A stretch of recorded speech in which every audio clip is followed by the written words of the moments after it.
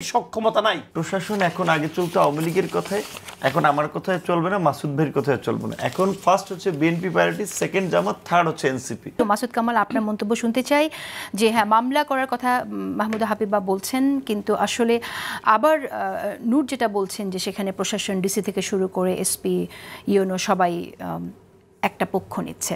আপনি কি দেখছেন? আসলে এটা প্রমাণ করে দেশে আসলে কোনো সরকারই নেই। সরকারের নামে যারা আছে না, এরা নিজেদের ভাগ বাটরা নিয়ে ব্যস্ত। এখন তারা প্রশাসন চালাতে পারছে না। তাদের উচিত নূরের এই ঘটনাকে কেন্দ্র করে তাদের রিজাইন করা উচিত। স্বরাষ্ট্রমন্ত্রীর সবচেয়ে আগে রিজাইন করা উচিত। এই লোকটা তো অথর্ব একটা, কি করে কি না করে, কথাবার্তার কোনো ঠিক ঠিকানা নাই। তো এই সমস্ত লোকের হাতে দায়িত্ব দিয়েছেন দেশের, এরা কেমন করে দেশ চালাবে? নূর যে ঘটনাটা বললেন, আপনি বলেন এটা কোনো সভ্য দেশে হতে পারে? কিছু লোক রামদা টামদা নিয়ে ওনাকে আটকে রাখছে। মানে এলাকার এটা হতে পারে যে বিএনপিতে যারা আছেন, যারা নমিনেশন পেতে চান, তারা ইলেকশন করতে চায়, তারা এখানে চিঠি দিতে পারে যে আমরা প্রার্থী হিসেবে তাকে মানতে চাই না, মানবো না, তাদের আপত্তি থাকে। কিন্তু তারা তো এখানে সে তার স্বাভাবিক, আপনি একটা স্বাভাবিক একটা মানুষের স্বাভাবিক জীবনযাত্রা চলাচল আপনি আটকাতে পারেন? নিশ্চয়ই না। আপনি যেই হন, আপনি যদি বিএনপির সেন্ট্রাল কমিটির লোক হন, পারেন না। আপনি যদি আর্মি চিফের দুলাভাই হন, তাও পারেন না। আপনি যদি স্বরাষ্ট্রমন্ত্রী হন, তাও পারেন না। পারেন আপনি? এটা তো করলো। আর ওইখানে যে লোকগুলি ছিল, মেরুদণ্ডহীন যে প্রশাসন যারা ছিল, ওরা কি জবাব দেবে? আমি একটু আগে উনি আসার আগে যে কথাটা আমি বললাম যে প্রত্যেকটা এলাকায় আপনি যান, আঞ্চলিকভাবে যান, আপনি থানা, পুলিশ, প্রশাসন যারা আছে সবাই বিএনপি এবং জামাতের কথায় চলে। কারণ তারা মনে করে এখন জামাত পাওয়ারফুল, আগামীকালকে বিএনপি পাওয়ারফুল হবে। আমি যদি না শুনি আমার খাগড়াছড়ি বদলি করবে। কেন মনে করে তারা এটা? কেন মনে করে? মনে করে এই কারণে যে আসলেই তো করে। বিএনপির একজন আছেন বসে, লন্ডনে আছেন, ওখানে বসে বসে এরে সাসপেন্ড করে, ওরে সাসপেন্ড করে। কাজ তো হয় না। কাজ হয় না কেন জানেন? কাজ হয় না এই কারণে যে বিএনপির মধ্যে বিএনপি আছে 10টা।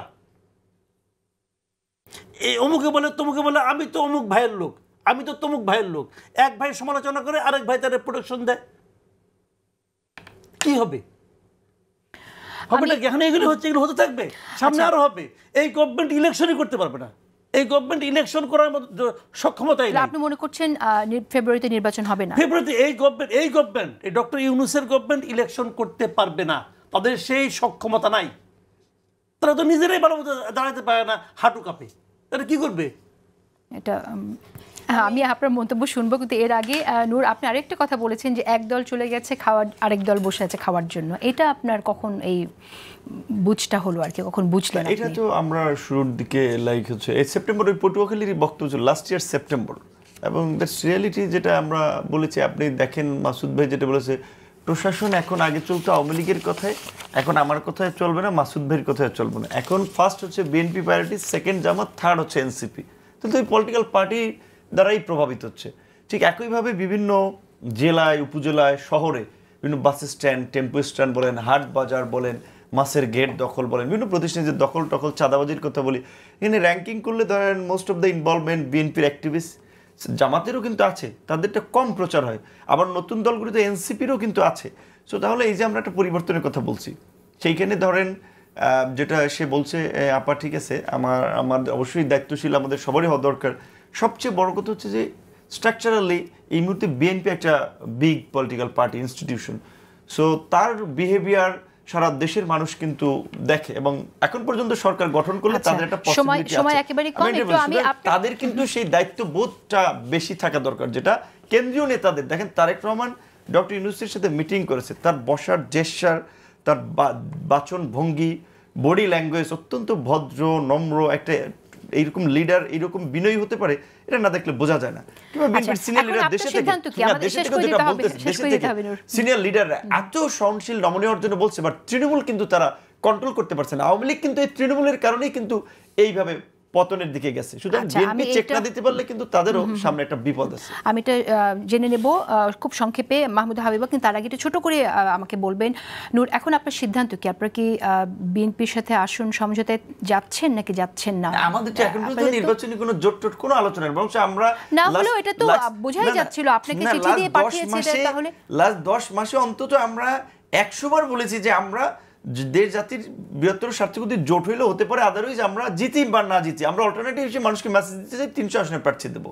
আমরা এটা বলেছি, ইয়ং রাইজিং লিডার হিসেবে বয়স আছে, সময় আছে, আমরা একটু আপনি প্র্যাকটিস আপনার করে দল দেখি। থেকে তাহলে এককভাবে নির্বাচন করে 300 আসনের প্রার্থী আলাপ দেবেন? আলোচনা এটা আমাদের আছে, আমাদের পার্টির লোকেরা এটা বলছে যে চেষ্টা করে দেখি, এইবার নয় পরের বার নয়। ইমরান খান 23 বছর পরে পাকিস্তানের প্রেসিডেন্ট হয়েছে, আমরা অন্তত 13 বছর চেষ্টা করে বিএনপির সাথে দেখি। কোনো জোটে থাকছেন না তাহলে আগামীতে? না, এখনই এই বিষয়ে আমাদের চূড়ান্ত কোনো আলোচনা হয়নি, সিদ্ধান্ত নিতে পারেননি। এখন আমাদের কেন্দ্রীয় মিটিং হবে ঈদের পরে, সেখানে আলাপ আলোচনা হবে। আগামী শুক্র শনি 2 দিন ব্যাপী জেলা কমিটির সাথে মিটিং, কেন্দ্রীয় মিটিং, সেখানে আমাদের নির্বাচনী রণকৌশল বা জোটের বিষয়টা সিদ্ধান্ত হবে।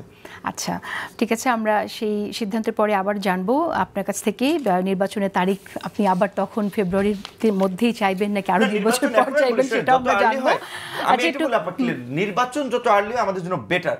আমি একটা পরিষ্কার কথা বলছি, আমার সুবিধার জন্য তো নির্বাচন আটকে থাকবে বা আমি চাইবো সেটা না। আমরা বলছি নির্বাচন যখনই হোক, ডিসেম্বরে হোক, ফেব্রুয়ারি হোক কিংবা এপ্রিলে হোক, পরিবেশটা ক্রিয়েট করা সরকারের কিন্তু দায়িত্ব এবং দরকার। তৃণমূল কেন্দ্রের আদেশ মানছে না, এই কথাটার সাথে এই কথাটি যে আসছে বারবার। একমত নই জেসিন। আমি তার আগে একটু ভাইয়াকে বলি যে দেখুন, আমাদের বহিষ্কার আদেশ কিন্তু কোনো বাইরে থেকে আসে না, আমাদের সুনির্দিষ্ট ইনভেস্টিগেটিং টিমই করে দেওয়া আছে যাদের বিরুদ্ধে অভিযোগ আছে। যেমন অসংখ্য অভিযোগ থাকতেই পারে, এবং আরেকটা বাস্তবতা হচ্ছে যে তৃণমূলে যেটা হয়েছে সেটা হচ্ছে যে যত একসাথে রাজনীতি করে এসেছি তখন এক বাস্তবতা, এখন একটা নির্বাচনমুখী বাস্তবতা। সেই নির্বাচনমুখী বাস্তবতায় প্রতিটা প্রার্থী তার মতো করে নিজের মতো আগানোর চেষ্টা করছেন। সেখানে অনেক ক্ষেত্রে বিষয়টা মানে সহনশীলতার পর্যায়টা ছাড়িয়ে যাচ্ছে, এবং এইটা যে ঘটছে না তা না, কিন্তু সেই ক্ষেত্রে আমরা সর্বোচ্চ চেষ্টা করছি এটা যতটুকু কন্ট্রোল করা যায়। দেখুন, বিএনপি কিন্তু কর্মী 2 থেকে 3 কোটির কম, একেবারে মানে নিবন্ধিত কর্মীর কথা আপনাকে বলছি। এতজন মানুষকে আপনি যখন বলেন যে না, বিএনপি যদি না কন্ট্রোল করতে পারতো তাহলে যে 10 লক্ষ লোকের কথা তারা বলে, 7 লক্ষ লোকের হত্যাকাণ্ডের কথা বলে, বাড়ি পুড়ে যাওয়ার কথা না, এটা কিন্তু সবচেয়ে বড় যুক্তি। যে একটা বিষয় প্রশ্ন জানতে চাই, সেটা হচ্ছে যে অভিযোগটা এখানে নূর করলেন যে অনেকের হাতে রামদা ছিল, দেশীয় অস্ত্রশস্ত্র ছিল,